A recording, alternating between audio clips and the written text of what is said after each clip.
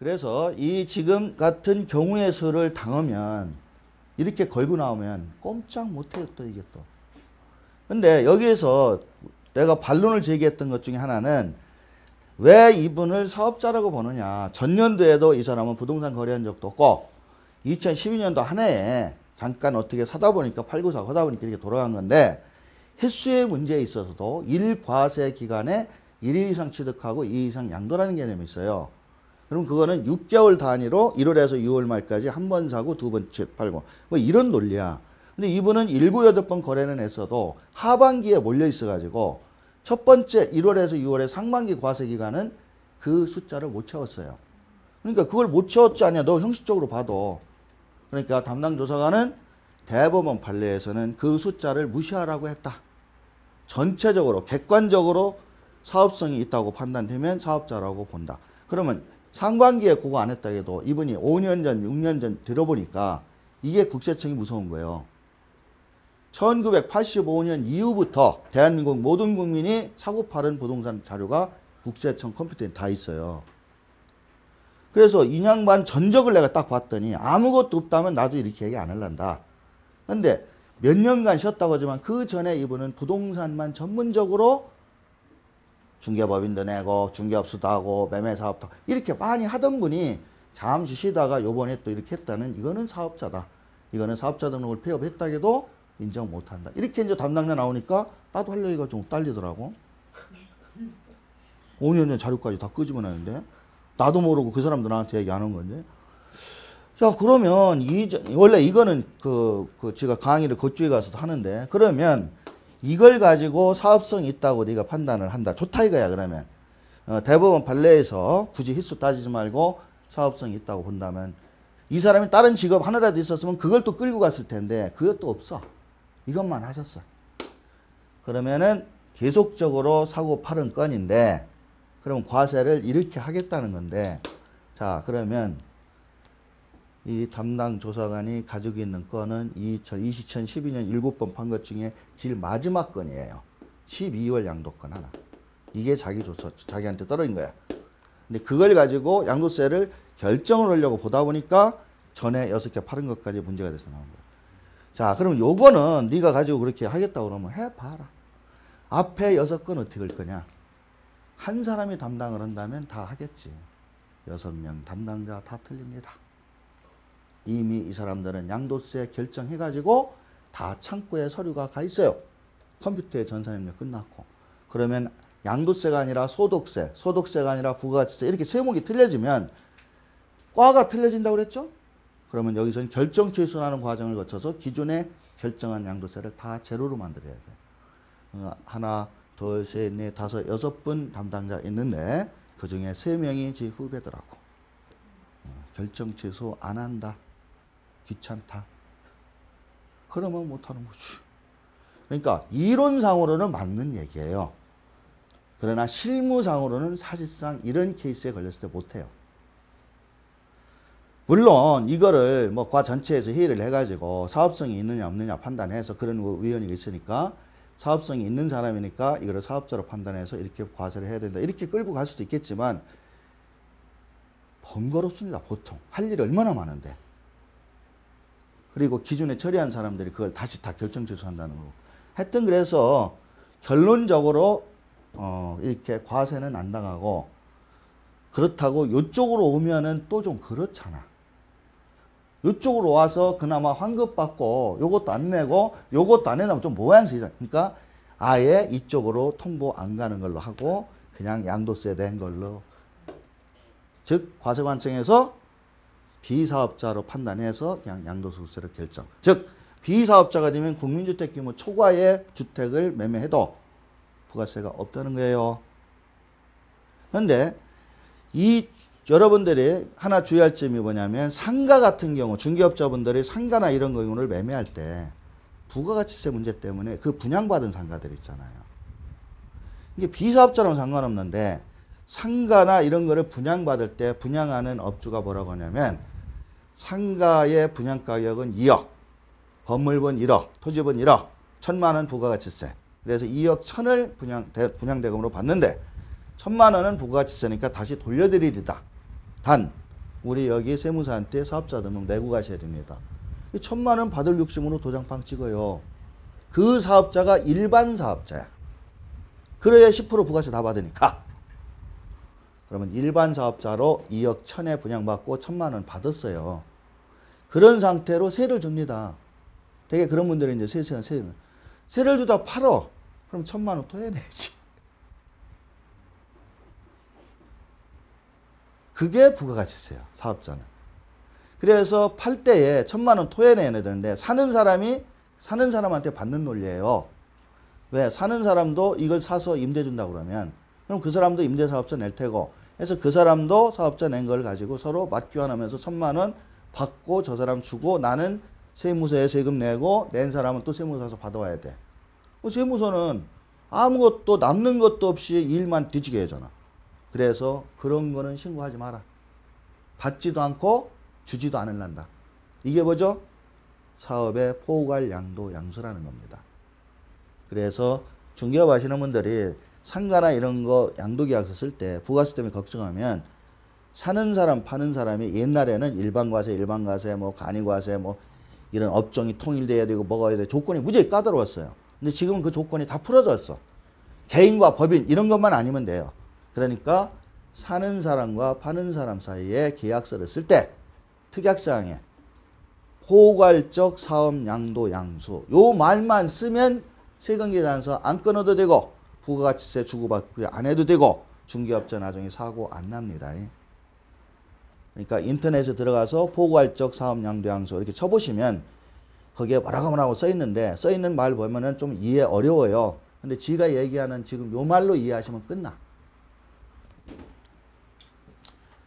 매도자가 있고 매수자가 있어요. 부가가치세는 파는 사람이 거래 징수라고 해서 물건을 팔면서 VAT를 받습니다. 이 사람은 주는 거고요. 그래서 매도자는 매출, 매수자는 매입 이렇게 얘기를 하죠. 그래서 여기에 우리는 이제 부동산이 되겠죠. 상품이 과세 상품이라면 이런 논리인데 받은 사람이 자기 세무서 준 사람이 자기 세무서에 가서 이 사람은 받았으니까 내는 거고 이 사람은 이 사람 준 거를 세무서에서 받는 거예요. 이렇게 왔다 갔다 무엇을 하느냐. 예를 들어 두 사람이 같은 사업자이니까 세무서도 한 군데겠네. 한 군데에 가서 이런 논리를 하니까 세무서에서 이거 하지 마라. 그래서 둘이 부가가치세 필요 없이 그냥 1억에 거래한다. 그럼 1억으로 그냥 끊고 말아라. 자, 그러면 여기서 어떤 문제가 생기냐면 방금 얘기한 대로 분양받은 사람 1,000만 원 아까 부가세 환급받았어요. 근데 이 사람한테 넘길 때 똑같이 1억에 넘겼어. 그런데 부가가치세 1,000만 원 환급받은 건 요 사람한테 전가가 된 거예요, 지금. 서로 포괄적인 사업 양수됐지만. 그래서 이 사람이 가지고 있다가 뜬금없이 임대 주다가 자기가 직접 영업한다고 들어간다든지 사업 목적을 다르게 해버리면 그 부가가치세를 이 사람이 토해내야 돼. 언제까지? 계속 그럴 거냐? 그건 아니고 10년까지. 10년 지나면 부가가치세 상각. 그 다음은 안 걷어요. 이 거래가 10년 이어질 때까지는 분양받은 날부터 10년 동안 그리 된다고. 부가가치세는 처음에 분양할 때 받았잖아요. 그 환급일부터 따지시면 되지. 근데 저기 교수님, 제가 똑같은 비슷한 얘기가 있는데요. 제가 2003년도에 오피스텔을 분양받아갖고 한 2005년도에 한 2달 제가 주민등록 전입하니까 과세당국에서 저를 그 부가세 제가 환급받은 걸 다시 토해냈거든요. 당연한 얘기죠. 제가 2009년도에 또 매매를 했어요. 그러면은 그 상대방이 만약에 그 과세자라면 제가 토해낸 거 다시 또 받을 수 있나요? 끝나는 거예요. 본인이 지금 부동산을 과세 오피스텔이나 이런 경우를 받으면서 환급을 받을 때의 조건은 뭐냐면 부가세 환급을 왜 해줬겠어요? 과세니까 해준 거야. 이 업종이 과세 업종이니까. 예를 들어 여러분들이 주택을 아파트 분양받을 때 뭐 부가세 환급해 줍니까? 내는 것도 없고 받는 것도 없잖아요. 아파트 건설에 있어서 분양받을 때 국민주택 규모의 아파트 분양받으면 VAT가 없어요. 이유는 뭐야? 면세니까 그런 거야. 물건이. 근데 오피스텔은 과세 물건으로 되어서 한 거야. 그럼 과세 물건이라 하는 의미는 오피스텔이라는 서류 때문에 그런 거예요. 이것을 주거용으로 사용하는지 안 하는지 모르잖아. 아무도 모르잖아요. 그러니까 부가세를 환급을 해준 거예요. 주택이라 그러면 환급 안 해줘요. 그런데 오피스텔이라고 해서 해줬더니 어느 날 딱 보니까 주민등록이 주거용으로 들어와 있어. 주거용으로 바뀌었잖아. 그러면 너 당초에 오피스텔로 해서 환급받아간 거 주거용으로 바뀌었으니 내놔 이러는 거예요. 팔 때도 사는 사람이 사가지고 오피스텔 주거용으로 써버리면 또 부가세가 그 사람한테 나와. 그러니까 조심해야 되는데 본인은 뭐 자기가 받았던 거에 자기가 주거용으로 뭐 주민등록을 하고 임대를 하면서 주거용으로 바꿨기 때문에 세무서에서 과세를 했으면 그럼 때로치 토해냈겠죠. 토해내는 것도 만약에 이게 올라가 있으면 올라간 만큼 더 내야 돼요. 내려가면 내려간 만큼. 그때 금액이 아니라. 그래서 그거는 주택으로 용도 전환을 해서 면세로 갔으니까 당연히 토해내는 거고 그 다음에 그거를 쭉 가지고 있다가 나중에 팝니다. 그러면 이미 그거는 주거용으로 판정받은 거예요. 그냥. 부가세 냈으니까. 상대방이 주거용으로 쓰든 사업용으로 쓰든 아무 상관없지 이제. 이미 그렇게 과세 당했으니까 그거는 이제 팔 때에 포괄 양수도 이런 거 필요 없이 주택인 것처럼 매매를 하면 돼요. 저는 즉 사업자라 하더라도 국민주택 규모 이하는 부가가치세가 있다 없다? 없다. 국민주택 규모 이하였을 거 아니에요. 근데 사업자 유무 전혀 상관없고 주택으로 판정받았기 때문에 부가세 다 토해냈잖아요. 그런데 나중에 또 과세하면 이중과세지. 그래서 그거는 팔 때는 별일 없이 그냥 파는 거고. 양도소득세 신고하면 되죠. 근데 이제 결과적으로 포괄적 양도 양수는 양도자 양수자 동의 과세사업자가 돼야 됩니다. 그래서 포괄 양수도는 일련성이 있어야 된다 그래서 임대사업자가 일반과세 임대는 일반과세 임대가 살 때 한다. 이런 개념이에요. 그래서 안 되는 케이스가 뭐냐면 개인이 법인한테 이렇게 완전히 좀 주체가 틀리든지 과세사업자가 면세사업자가 된다. 예, 그 다음에 그거는 없지. 그냥 물건 자체가 과세니까 이미 그게 면세로 되진 않지. 상가 임대인데 그게 면세가 되진 않잖아요. 비대리는 사겠다 사는 사람이 예. 주거용으로 쓰겠다. 그렇지. 그렇게 그러면 되면은 그렇게 되면은 뭐냐면 그거 상가로 분양받았는데 사면서 나는 주거용으로 갈란다. 아니면 내가 와서 살란다. 이러면 이제 부가세 문제는 다 이제 정리를 거기서 해야 돼요. 즉 파는 사람이 분양 환급받은 거 다 토해내고 팔아야 돼요. 사는 사람은 면세니까 부가세 세무서 가서 환급 못 받잖아요. 그러니까 물건값만 딱 주고 자기는 들어오는 거지. 그럼 그 사람은 매출로 자기가 그거를 폐업해가지고 거기에 대한 신고를 해서 세금을 냅니다. 잔존제와 과세라고 또 있어요. 면세 사업자라 하더라도 아니 과세하고 면세끼리 하면은 토해내야 된다고. 그러니까 과세사업자가 세금 부가세 내야 돼. 예. 그러니까 그때 세금 계산서를 발행가지고 매입자한테 받으면 되잖아요. 매입자가 안 주죠. 그런데 왜냐면 사는 사람이 부가세라는 건 실소자보다 아니죠. 사는 사람은 뭐라고 얘기하냐면 나는 주거용으로 사는 거잖아요. 주거용이 과세입니까 면세입니까? 근데 그 사람이 부가세 되겠어요? 그때도 자기가 주택으로 사는데 공유주택 이상일 경우는 또 공유주택 이상이라도 사는 사람은 주거용으로 사니까 사업자 낼 이유도 없고 그 사람이 왜 부가세를 줘? 달라고 하면은 달라고 하는 사람이 총 맞은 사람이지. 그런데 우리 아파트 분양 받을 나중에 개인 상담하세요. 한도 끝도 없겠네요. 예. 예. 그래서 이 우리가 부동산에 관련된 거는 두 가지 기억하시면 돼요. 사업자 유무와 부가가치세는 긴밀하다. 사업자가 안 되면 이런 거 머리 아프게 신경 쓸 거 없다. 그 다음에 세무서에서 부동산과 관련돼서 환급을 받게 되면 언젠가는 10년 지나기 전까지는 토해낼 가능성이 있다. 그래서 요즘은 오피스텔 이런 거를 사가지고 주거용이나 이런 걸로 세줄 분들이 아예 부가세 1,000만 원 포기하고 사업자 안 냅니다. 그러면 세무서도 시비 안 걸어요. 사업자 안 내. 그리고 부가세도 환급 안 받고 그냥 대금 주고 자기가 그걸 가지고 주거용으로 그냥 세줘버려. 사업자 없이 그냥. 그 월세 받아. 한 채, 두 채.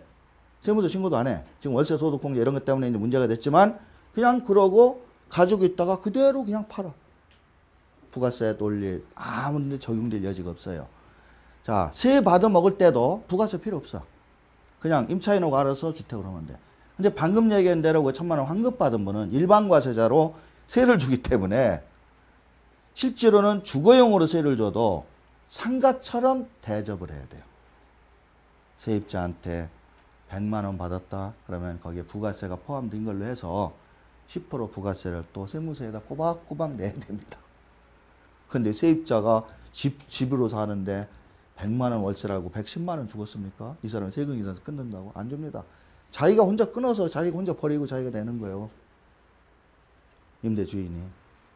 우리 집도 그러고 있습니다. 우리 집사람도 그런 거 한 2개 계속 그러고 있어요. 환급 받지 말라 했더니. 그래도 목돈에 대한 그 아쉬움이 있어서 되게 다 환급 받습니다. 목돈인데 받고 나중에 찔끔찔끔 다 토해내야 돼요. 저기 세 사는 사람한테 부가세 받지도 못하면서 지가 세무서에 내야 되고 팔 때에도 그런 문제 있고 조심하시고요. 그래서 우리가 얘기하는 면세와 과세의 구분, 그 다음에 사업자와 비사업자의 구분, 그 다음에 소득세와 부가가치세 아니면 양도세 하나로 끝나느냐 이런 부분들이 좀 복합적으로 엉켜 있어요. 일단 교재 보세요. 중요한 거 체크해 드릴게요. 사실은 이제 부동산 관련 부가가치세 규정 이렇게 지금 제 3절에 나와 있습니다. 부가가치세는 누가 부담하여야 하나? 그 아래만 보시면 될 것 같으네요. 부동산을 거래하는 경우에도 마찬가지다.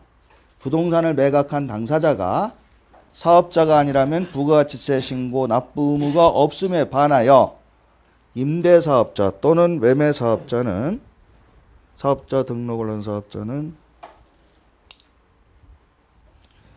사업용 부동산을 매각하는 경우에는 반드시 부가가치세 신고 납부 의무를 부담하여야 하는 것. 이게 제가 얘기한 그 얘기입니다. 빗줄 쫙 그어 놓으시고요. 사업용 부동산이라는 게 국민주택, 초과주택 이런 것들이다 이런 얘기입니다. 그 다음에 사업자가 거래하는 모든 부동산이 과세 대상인가? 토지는 아니다. 면세 종목입니다. 사업자를 하더라도 토지는 아니다. 토지 임대는 부가가치세 붙어요. 땅을 임대해주고 지루받는 거. 그건 부가가치세 받아야 돼요. 근데 땅을 파는 거는 부가가치세가 없어요. 그 다음에 주택 임대에 대해서는 부가가치세가 없어요. 국민주택을 초과하든 어쨌든 세 받는 거는 여러분들 아파트 타워팰리스 세 주고 임대료 받는다고 부가세 받습니까? 거기는 없어요. 근데 팔 때는 국민주택 초과하는 거는 있어요. 그래서 토지와 건물을 헷갈릴 수 있는 것가 정리를 좀 하시고요.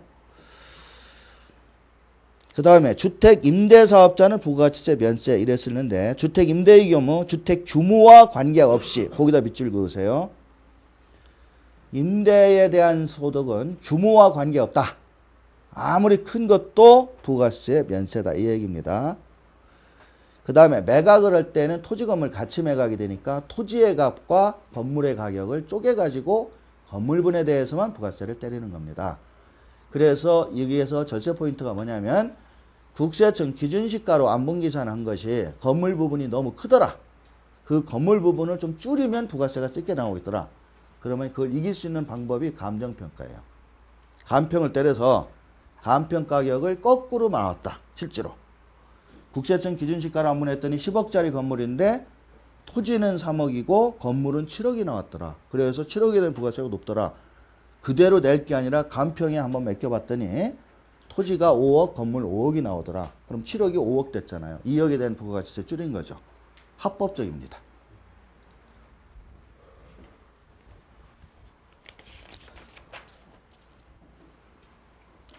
(4번이) 지금 얘기한 지가 논리예요. 4번 넘기시면 3번은 그냥 넘기시고요. 토지와 건물을 일괄로 매각할 때 다 이렇게 일괄로 매각하지 일반 그 중개업소에서 토지 따로 건물 따로 적는 경우 어딨냐고. 특히 공동주택은. 이럴 때 건물분을 따로 쪼개는 방식. 그게 지금 제가 얘기한 거고요. 예. 면세되는 토지분과 뭐 이런 얘기 있는데 제일 하단을 좀 보세요. 문제는 이렇게 된 거.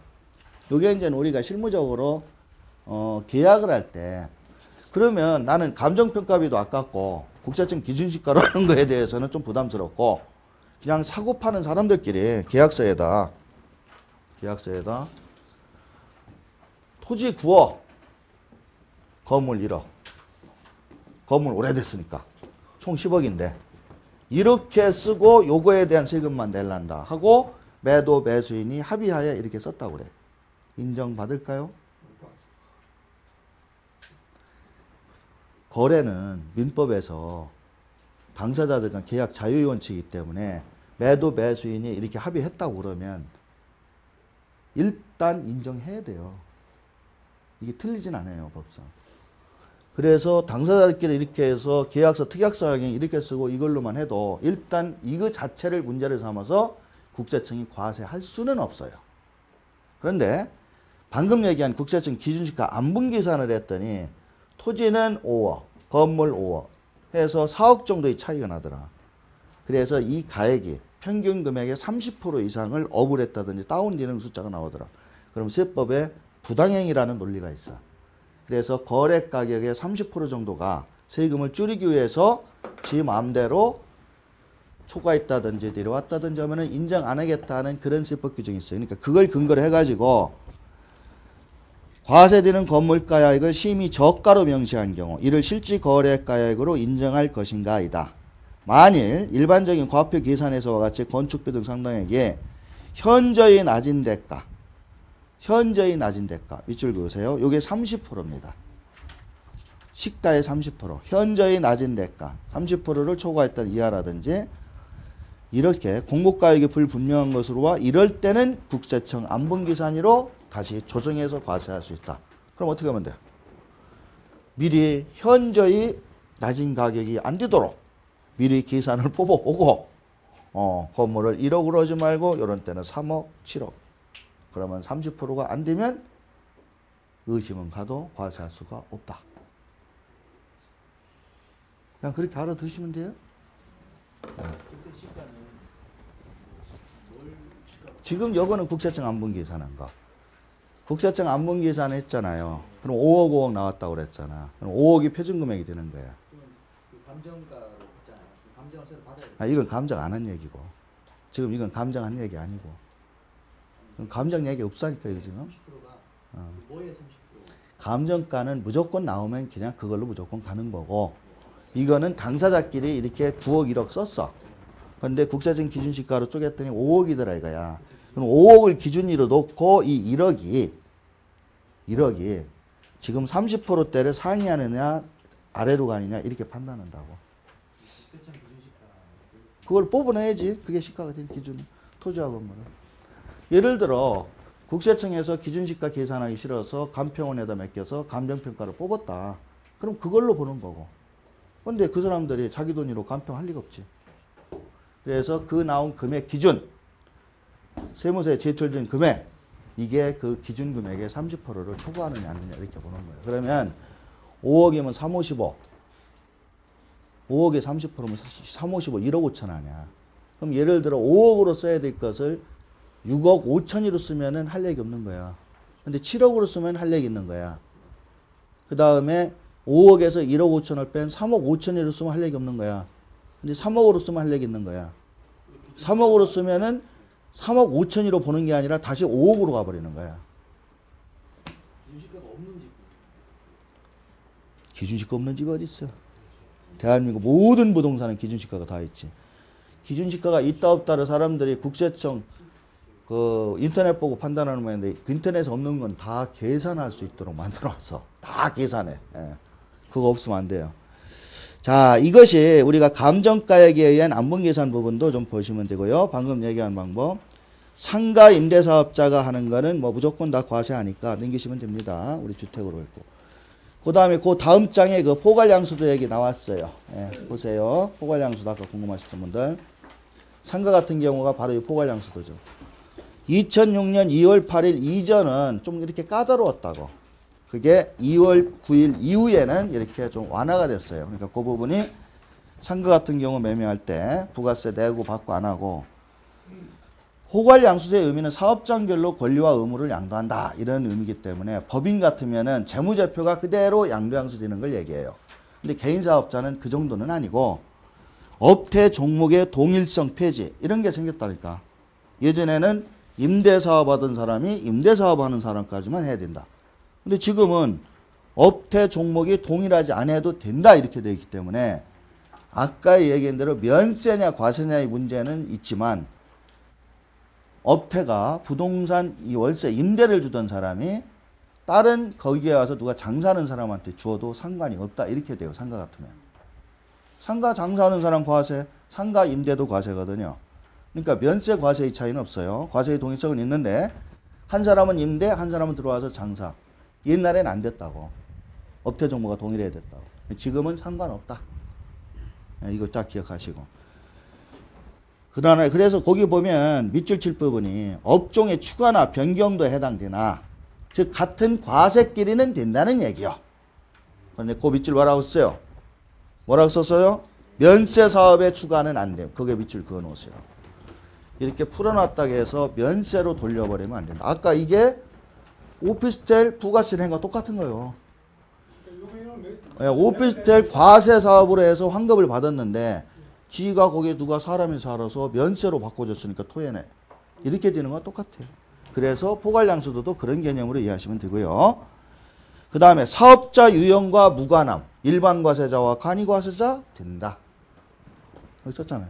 이게 다 때가 되면 설명을 하니까 예, 그러니까 좀 제발 좀 조금씩 참아줘 좀. 예.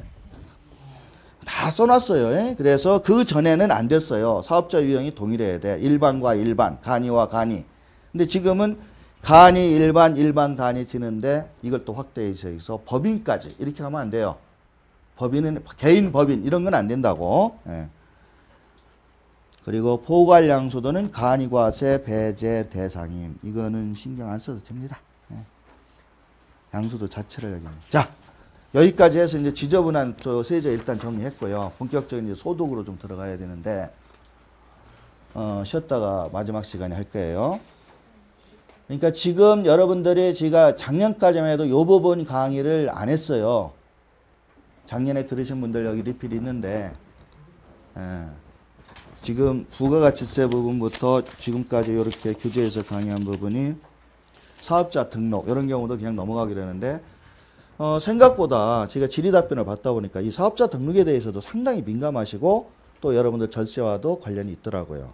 그래서 아까 사업자 유형에 대한 해설도 좀 해드린 거고 그 다음에 부가가치세 문제도 우리는 주택이기 때문에 제가 신경을 안 쓰고 작년에는 강의를 좀 안 했던 부분인데 아까 얘기한 이런 비사업자 사업자 등록을 안 했는데도 불구하고 갑자기 부가가치세 매덕이 나온다든지 그 다음에 오피스텔 같은 경우에 샀는데 나중에 면세로 바뀌었다고 나온다. 이런 경우의 수들이 실전에서 많이 생겨. 또 세무서도 그런 쪽을 과세를 하고. 그러니까 이거는 매매사업자가 경매로 여러 개를 취득했어요. 관리를 어떻게 하라는 걸 지금 알려드린 거야. 경공매 하시는 분들이 부동산을 많이 샀는데 나는 오로지 집만 산다. 그래서 주거용으로 된 단독주택, 아파트 이렇게만 사면 좋은데 이분이 주거용 오피스텔도 사고 상가도 사고 이렇게 섞여진다고. 그래서 부동산 매매사업자이래요. 왜? 당신은 면세, 주택 매매사업자 이렇게 사업자 등록이 찍히면 주택만 사면 좋은데 그 사업자 등록 때문에 이 사람이 상가를 못 산다 이런 규정 없거든요. 그러니까 세무서는 곤란한 거죠. 그래서 포괄적으로 이렇게 해주는 거고 어떤 상황에는 임대나 이런 것, 즉 원룸 이런 것만 가지고 하는 분들은 부동산 매매 사업자 이렇게 하고 괄호 쳐서 면세 사업자 이렇게 써주는 경우는 있어. 부동산 매매 사업자고 괄호 치고 면세 사업자 써주는 경우 요거는 면세예요. 그렇게 받으면 좋아요. 즉 나는 주거용 건물만 매매할란다. 그것도 국민주택 규모 이하만. 그거를 세무서 직원이 처음에 보고 여러 가지 경우의 수를 보고 오케이 하면은 그렇게 면세 사업자라는 괄호를 써준다고. 잘 안 써줘 그런데. 예. 그러니까 그런 모든 경우들을 우리가 결정하는 게 아니라는 거죠. 우리가 하려고 하는 일을 얘기하면 과세관청에서 결정을 해준다는 겁니다. 그래서 우리는 어떤 게 유리한지를 봐가지고 해야지. 아까 그 평택의 그분처럼 예를 들어서 그분이 도곡공사를 맡겼거든요. 그분은 자기가 지은 게 아니에요. 공사하시는 업체한테 공사를 맡겼어요. 공사 금액이 한 7억 나왔어. 거기에 부가가치세를 공사업자가 달라고 그래. 이 사람은 안 주고 싶어요. 집이니까. 근데 꼼짝없이 줘야지. 그런데 만일에 이 사람이 허가 자체를 주거용으로 허가를 받아서 공사를 맺겠다면 부가가치세를 안 줘도 돼요. 건축, 설계 사무실에 설계 용역 몇 개도 한 2천만 원 받아가는데 걔들도 세금 계산을 끊고 부가세 달라고 그래. 2천이면 200 달라고 그래요. 그건 다 토지 건물 개념은 200 안 줘도 돼요. 면세로 받았습니다. 물론 이런 경우는 이제 개별 강론에 들어가서 다음 주에 임대 신축 이 부분 공부할 때 한 번 더 얘기할 거예요. 그런 부분들을 좀 토탈 냈고 포괄 사업 양수도까지 정리를 했습니다. 그러니까 다음 시간에는 이제 실제로 이제 가장 무서운 소득세법에 대한 소득, 사업소득에 대한 사업자가 됐을 때 우리가 세금 몰아서 내는 5월달에 내는 세금 그 부분을 정리를 하겠습니다.